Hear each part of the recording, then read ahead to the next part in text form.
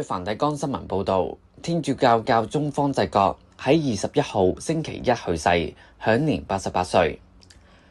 羅馬聖教會總司庫法雷爾樞機星期一早上9點45分宣布，方濟各已經喺同日早上7點35分返回天家。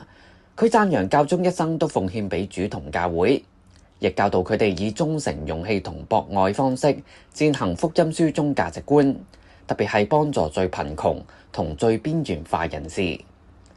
方濟各喺1936年12月17號出生於阿根廷首都布爾諾斯艾利斯，自2013年開始當選天主教教宗。88歲嘅教宗方濟各喺今年2月14號因為呼吸困難被送入羅馬嘅一間醫院。過去呢段時間，佢一直同支氣管炎搏鬥，一度傳出命危。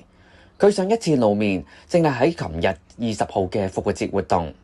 此外，佢發表今年復活節文告，呼籲加沙地帶立即停火，亦都曾經同美國副總統曼斯簡短見面。呢節新聞報導完畢，進一步消息請訂閱本台頻道，留意更詳盡消息。